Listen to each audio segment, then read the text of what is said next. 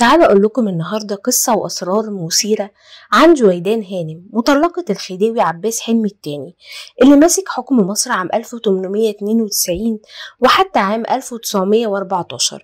واللي اتصدرت الصفحة الأولى من مجلة المصور عام 1927 بسبب اتجاهها للعمل بالتمثيل، واللي كانت بتشتغل بالعزف على البيانو بعد طلاقها من الخديوي في برلين.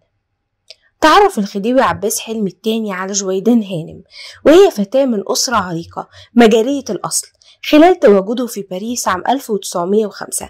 وعاد بها إلى مصر وخصص لها سراي مسترد اللي كان بيتم استخدامها لأول مرة من قبل الأسرة الحاكمة، وكان بيقيم مع زوجته الأولى وأولاده في قصر القبة.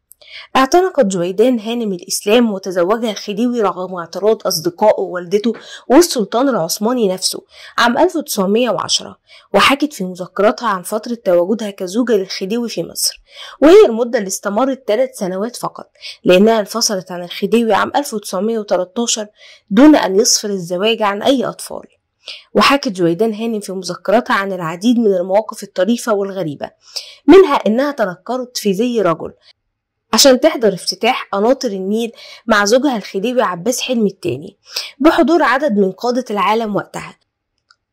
لأنه كان محظور على السيدات حضور مثل هذه الاحتفالات. وقالت إن زوجها الخديوي عباس حلمي طلب منها إنها تقف بجواره كأنها سكرتير جديد خاص بيه، لكن طلب منها ما تتكلمش مطلقا مهما تم توجيه كلام ليها، لأن صوتها النسائي الناعم جدا ممكن يخلي المحيطين بيه يفتكروا إن سكرتيره الجديد من الأغوات، وده مش حلو في حقه. عشان كده التزمت الصمت طوال الاحتفال، وذكرت إنها كانت سعيدة بنظرات إعجاب السيدات الأجانب بها كرجل وسيم.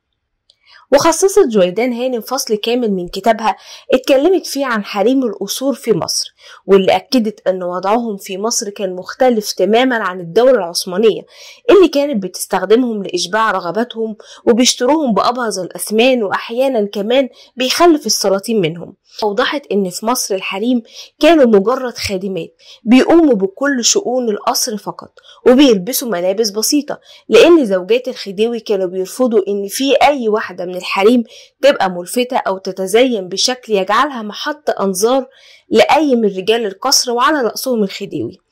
وقالت إن حريم القصر كانوا مولعين جدا بفكرة السحر، وبيلجأوا لناس بيسموهم شيوخ لعمل أسحار لتسخير أزواجهم خاصة واللي عايزينه يقع في حبهم، وكانوا دايما بيرددوا تعاويذ وقراءات غريبة، ولو فشلت على طول بيتهم الشيخ السيدة إنها هي اللي غلطت في تطبيق التعاويذ، مش إن ده دجل وشعوذة. وذكرت جويدان هانم واقعة غريبة جدا، وهي إنها حضرت في يوم فرح لابنة أحد الأمراء، وكان طبعا الكل بيرحب بها جدا لمكانتها كزوجة للخديوي، وجت سيدة سلمت عليها وقالت لها إنها ما لقيتش هدية أغلى وأكبر من ابنها عشان تديهولها هدية، واللي كان بيبلغ من العمر وقتها 5 سنين.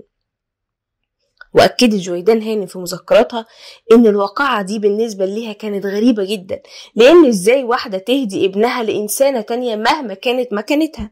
وقالت إنها روحت بالطفل للقصر فعلا بتاعها، ولما عرف الخديوي اتضايق من القصة، واللي أنقذها إن الطفل فضل 3 أيام بيبكي وامتنع عن الأكل لأنه كان عايز مامته، وفعلا رجعته ليها ومعاه سيارتين مليانين هدايا.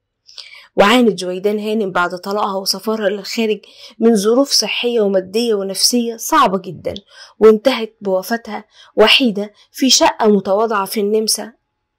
عام 1968.